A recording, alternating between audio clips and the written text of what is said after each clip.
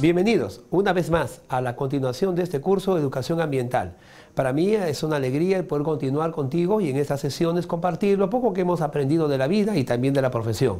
Queremos nosotros que a través de la educación ambiental tú puedas volverte un profesional para el cual puedas aplicar y compartir estos conocimientos al momento pues, de ejercer tu profesión, sea de administración, sea de contabilidad, sea alguna carrera afín al tema ambiental, la abogacía, la legislación ambiental. Lo que nosotros esperamos es que a través de este curso puedas adquirir y comprometerte y ser responsable, ¿no?, de esa capacidad de poder administrar el medio ambiente, de poder gestionarlo y de poder compartir con los demás, con la población, con tus compañeros, con tus colegas de trabajo, con tus amigos en general, con la familia, por supuesto, la importancia de ir asumiendo compromiso y sensibilizarnos ante el tema del problema del medio ambiente. Hemos visto en las sesiones anteriores cómo el medio ambiente no solamente tiene que ver con temas biológicos, temas zoológicos, sino también sobre suelo, agua, aire, paisaje y también la herencia que hemos recibido de las civilizaciones antiguas. Yo espero sinceramente que nosotros podamos al final de este curso tomar una decisión.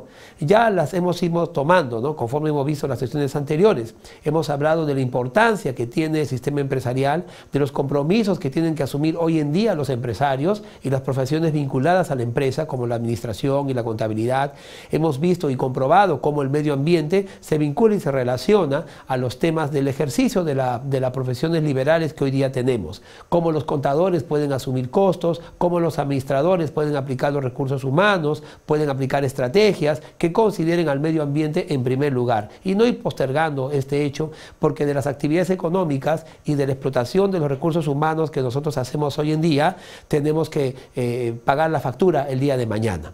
Así que ecoeficiencia, desarrollo sostenible, compromiso y responsabilidad son valores que tienen que estar de la mano con cualquier ejercicio de la profesión, cualquiera sea esta, y si es una vinculada a la explotación de recursos humanos, de recursos naturales y de recursos económicos, también. Para esta sesión número 12, ¿no?, hemos separado un tema vinculado al tema empresarial, porque hasta ahora hemos hablado desde un punto de vista del compromiso personal. Ahora vamos un poco más allá, especialmente este tema va a estar vinculado a los administradores, ¿no?, porque hablamos en la sesión anterior que es fácil administrar una empresa, y por qué no pensar administrar un país o administrar un estado, y por qué no mejor aún, ¿no?, pensar en una institución internacional. Estoy seguro que algunos de ustedes quizá algún día estén trabajando en las Naciones Unidas o en una institución regional que pueda ver estos temas. Así que si la solución del medio ambiente está en nuestras manos, debemos también nosotros comenzar a darnos cuenta que el sistema económico en el cual nosotros vivimos, el sistema económico en el cual nosotros nos desarrollamos y nos institucionalizamos, tiene que también acercarse a una responsabilidad ambiental, tiene que acercarse a un compromiso ambiental. Por eso el tema que hemos separado para esta oportunidad, en esta sesión 12, tiene por título Haciendo la transición a economías medioambientalmente sostenibles. Cuando hablamos de la sostenibilidad, de lo sostenible, estamos hablando de que los recursos naturales que hoy día explotemos tienen que ser guardados, protegidos y asegurar su renovación para las generaciones futuras. Lo que nos pasó en el Perú con el guano, el salitre y también el caucho no debe quedar en el olvido, sino por el contrario, tenemos que de alguna manera, ¿no?, hacer que esos recursos, hubiéramos hecho en todo caso que esos recursos no se extingan, porque sostuvieron la economía de un país en un determinado momento de la historia. Hoy en día la minería está sosteniendo nuestra economía, hoy en día estamos sosteniendo a través de los recursos minerales la economía del país, y obviamente esto no puede pasar desapercibido porque en algún momento esos recursos se agotarán. Ojo con esto entonces. Para empezar vamos a hacer una pequeña reflexión sobre los pensamientos y la filosofía de Paul Hawking. Es un economista, un investigador que ha escrito mucho acerca del comercio y de la ecología, y ha encontrado el vínculo que existe entre las ciencias empresariales y la ecología. Él no es el único, ¿no? En realidad aquí en Latinoamérica tenemos el informe Klinsberg, que está realizado por un economista argentino, que lo podemos encontrar en el YouTube. Yo les recomiendo mucho ver esos informes donde aparecen de las economías, ¿no?, ecoambientales, ecoeficientes, cómo los sistemas económicos pueden ir trasladándose de una economía eminentemente capitalista y utilitarista, materialista, a una economía responsable y sostenible.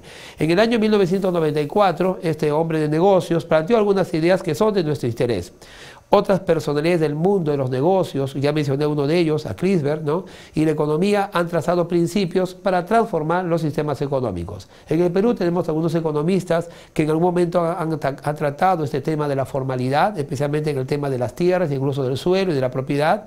Hernando de Soto, por ejemplo, en su libro El otro sendero, menciona el tema de la formalidad de las propiedades y de los suelos como una forma de poder lograr un financiamiento. Bien, Paul Hawking tiene para nosotros algunas ideas. Nos vamos a revisar someramente algunas de estas y si usted está de acuerdo, entonces, por favor, al momento de resolver la tutoría, compártalo con todos los compañeros, ¿no? Con el tutor también, sobre lo que dice pues, Paul Hawking. Dice, primero, debemos premiar las actitudes conservacionistas a favor de la tierra. Es decir, si alguna empresa realiza alguna actividad económica, por ejemplo, la empresa minera, por poner un ejemplo clásico, pero hay otras actividades que usan la tierra, empresas agrícolas, por ejemplo.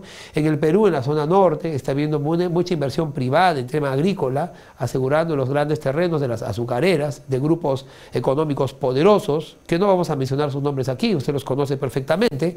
Este premio para estas empresas que conservan la tierra, tienen que irse a través de subvenciones, es decir, favorecerle de alguna manera en materia tributaria, en materia administrativa, facilitar a estas empresas, ¿no? Que están a favor de la tierra y del cuidado del medio ambiente, no sé, procedimientos que puedan ayudarles.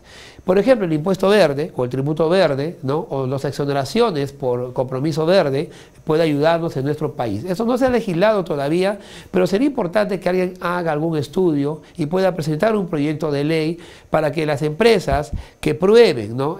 Su ecoeficiencia o su solidaridad con el cuidado del medio ambiente tengan pues algunos beneficios tributarios, ¿no? Obviamente, desde este punto de vista, se motivará a que las empresas se vuelvan ecoeficientes.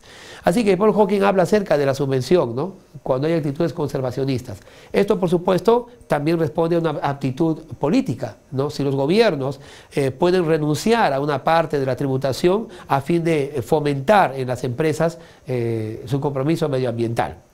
Otra idea es el desincentivar las actuaciones que degradan la tierra, es decir, alguna forma de sanción. Si bien es cierto, actualmente existe una forma de sanción sectorial, una forma de sanción de organismo supervisor. En el caso, por ejemplo, tenemos la OEFA del MINAN. En los sistemas sectoriales tenemos algunas direcciones como la DGH, la Dirección General de Minería también, la DGM. Tenemos a OSINERMIN en materia de energía, ¿no? Que están constantemente sancionando. Si bien tenemos todo eso, cuando Paul Hawking habla de desincentivar, está hablando de no promover, ¿no? De alguna manera las actividades económicas, cualquiera de ellas fuera. También hablemos de los madereros, por ejemplo, y la deforestación, que degradan la tierra. Entonces desincentivar, no dar facilidades a estas empresas, a menos que, por supuesto, eso sería la contraparte, de que acrediten con estudios de impacto ambiental la totalidad de la no degradación o del resarcimiento por los daños que se puedan causar a la tierra. En otro orden de ideas, ¿no? Paul Hawking señala que hay que utilizar un sistema de contabilidad de costos totales para incluir el valor ecológico de los recursos naturales en los precios del mercado, ¿no? En otras palabras, que el propio precio de la agroindustria, que el propio precio del producto final de los recursos, una parte de ese precio tenga una carga ecológica. Es decir, que una parte de la venta, una parte de la ganancia, de la utilidad, pueda ser usado justamente en proyectos que van a revertir los daños que hemos causado al explotar ese recurso natural en particular. Asimismo, hay otros indicadores que debemos utilizar, ¿no? Que los llamamos indicadores medioambientales. También pueden ser los conocidos como instrumentos de control ambiental. Hay indicadores sociales para medir el progreso hacia la sostenibilidad medioambiental y económica y el bienestar de la humanidad. Estos indicadores medioambientales, ¿no? Pueden ser, entre otros, por ejemplo, enlentecer el crecimiento demográfico. Dijimos en la sesión anterior que un elemento de la pobreza, cuando hablamos de la pobreza y el vínculo con el medio ambiente, es el tema demográfico. Esto es de gran preocupación para algunos países donde la densidad demográfica ha superado los límites estándares que ellos tenían. Podemos mencionar, por ejemplo, la China, la India, ¿no? Países de alta densidad demográfica. El Perú no ha llegado a esos límites todavía. Hay espacio y recursos para todos todavía, ¿no? Pero el tema demográfico es un indicador importantísimo para el tema de sostenibilidad. Y es muy sencillo aplicarlo, ¿no? En varias áreas y en varios ítems. Por ejemplo, si tenemos 1 kilo de arroz, ¿no? Y un ser humano necesita, por ejemplo, alimentarse con 1/4 de arroz, obviamente ese kilo solamente dará para 4 personas. ¿Y qué tal si en esta habitación, que no las hay, tenemos aquí al productor que me está mirando, ¿no? y a los encargados de las cámaras, que somos 4 o 3 personas, no somos más, pero qué tal si trajéramos 1 kilo de arroz y en esta habitación hubieran 30 personas? ¿Cómo alimentamos, ¿no? a esas 30 personas con ese recurso natural del arroz? Ya no nos tocaría 1/4, que es lo que normalmente deberíamos consumir, sino nos tocaría mucho menos, ¿me entiende? Entonces, el tema demográfico es alarmante para muchos países y lo será para el mundo de aquí a algunos años, algunas décadas, cuando los recursos naturales y los recursos alimenticios y el agua, por ejemplo, no abastezca a toda la población. Los estados entonces deben incentivar políticas de control de natalidad que sin resarcir o sin recortar los derechos humanos puedan aplicarse de manera voluntaria e incentivar estos elementos para evitar la sobrepoblación.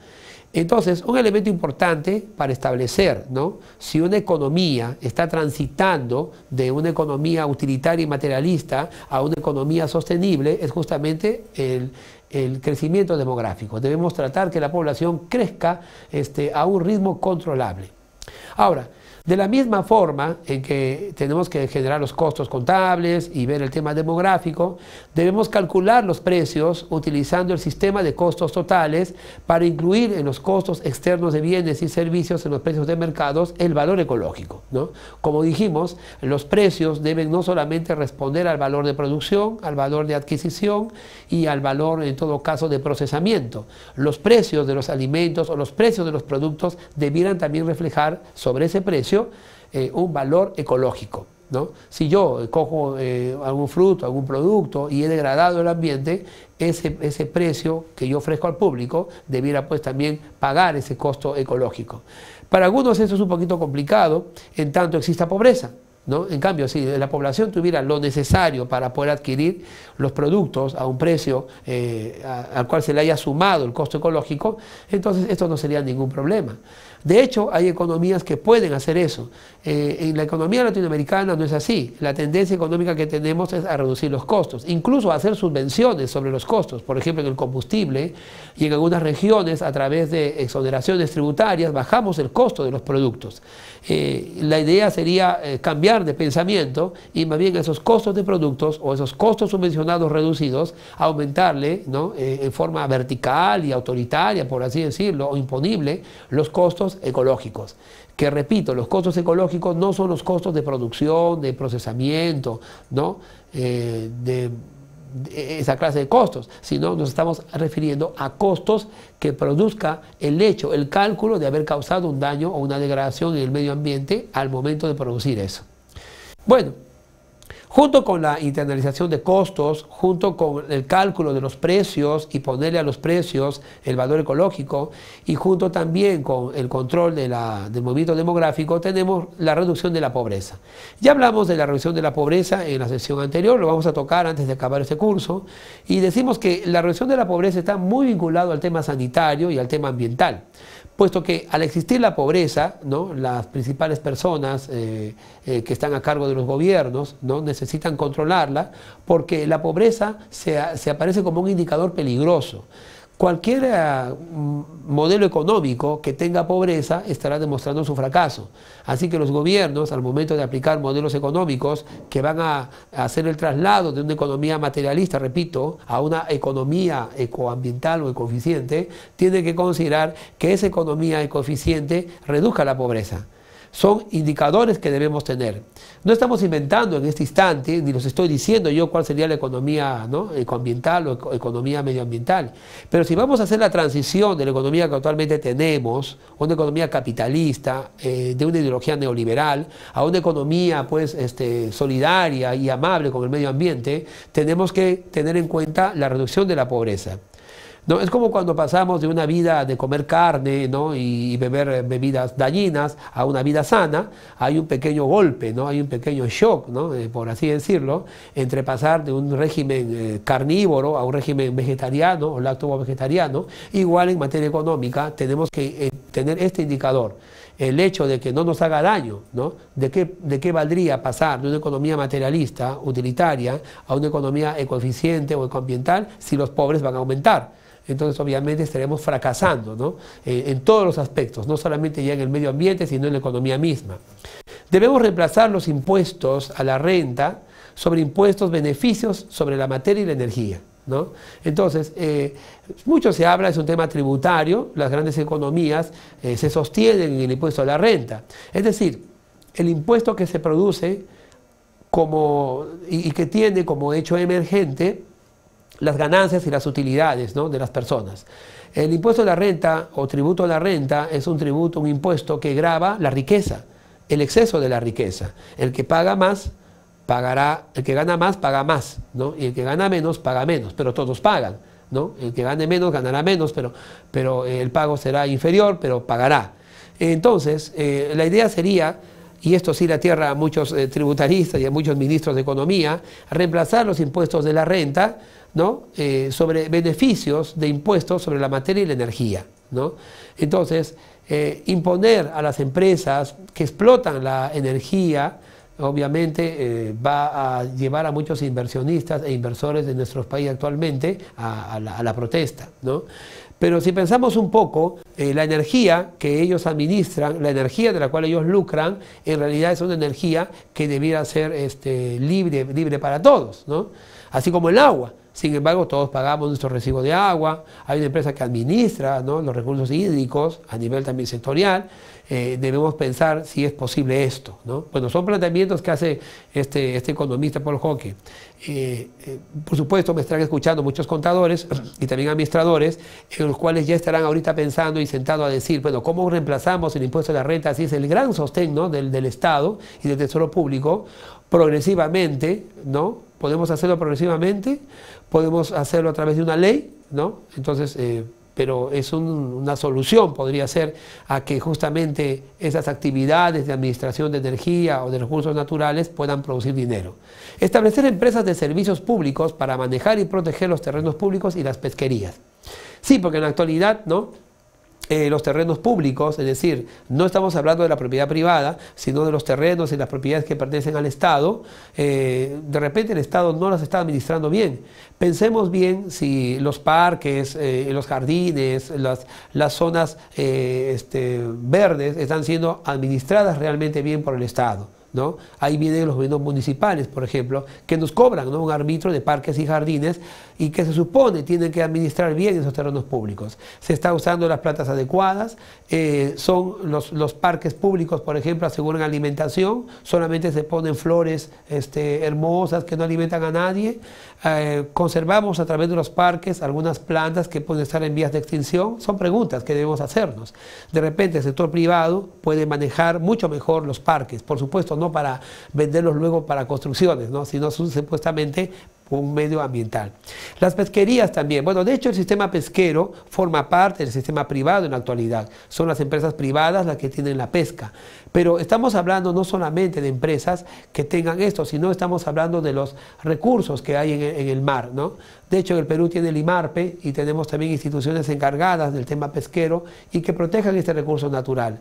Se pregunta Paul Hockey, ¿no? ¿El sector privado podrá administrar esos recursos naturales mejor que el Estado? Él piensa que sí, por eso está planteando eso, ¿no? Por supuesto, algunos de nosotros, o ustedes mismos, estarán en desacuerdo con esta posibilidad.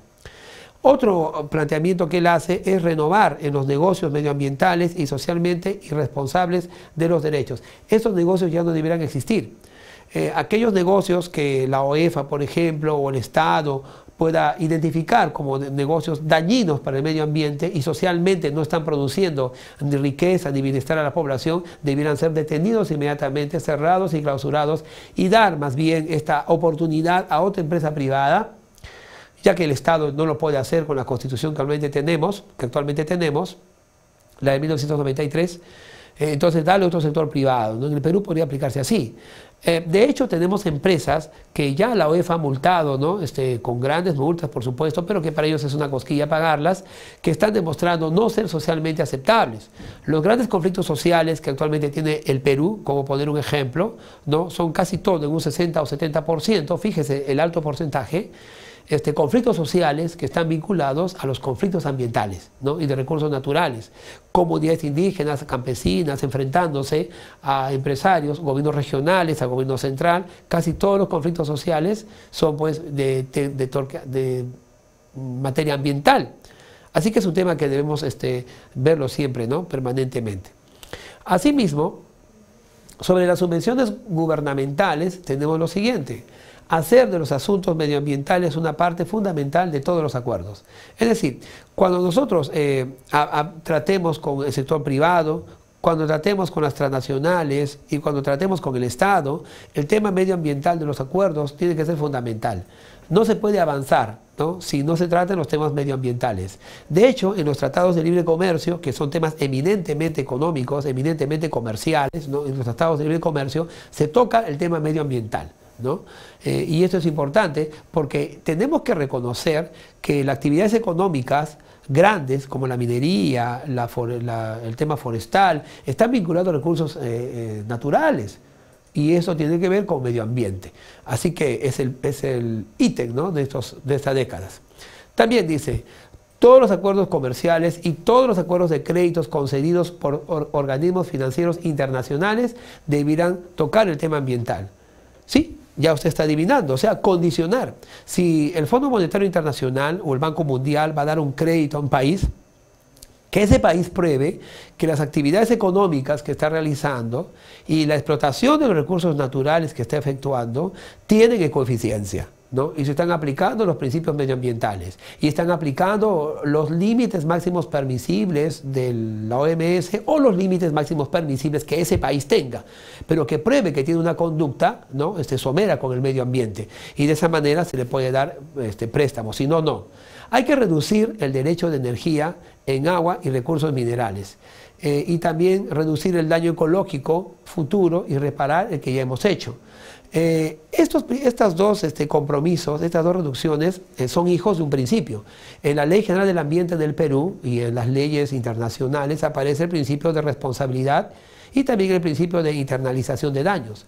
Aquel que produce una actividad, una explotación de recursos naturales que cause un daño, tiene que indemnizar, tiene que repararlo, tiene que reducirlo, ¿no? Estos planteamientos entonces son importantes y actuales, y esto tiene que tomarse en cuenta en toda actividad y en toda economía, ¿no?, que va a hacer la transición de una economía materialista, repito, a una economía favorable al medio ambiente.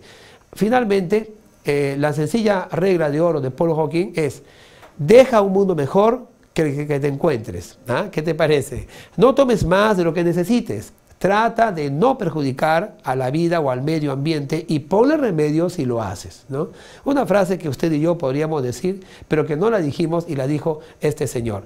De esta manera, Paul Hawking hace un planteamiento interesante de cómo podemos hacer una transición de una economía materialista, utilitaria y explotadora de los recursos a una economía ambiental sostenible, a una economía que sea buena con el medio ambiente. Sin embargo, Paul Hawking no es el único, ¿no? Yo te invito a que revises mucha información que se encuentra en las redes y también en los materiales que te hacemos alcanzar por medio del sistema Blended Learning, y de esa manera tú puedas tomar decisiones respecto a si vamos a pasar o no a esta clase de economía. Quizás usted no sea en este momento gobernante, pero ¿por qué no? En algún momento usted lo podría hacer, y para nosotros va a ser un orgullo que usted tome decisiones importantes. Y si no está en el gobierno o en un estado o en un organismo internacional, puede usted tomar la decisión el día de hoy, en la empresa, en el negocio que usted tiene, y hacer de su empresa y de su negocio un negocio ecoeficiente. Gracias por acompañarme en esta sesión, y bueno, estamos llegando a las últimas sesiones del curso. La nostalgia se está apoderando de mí, pero los invito de todas maneras a participar conmigo en las 2 sesiones que vienen. Muchas gracias.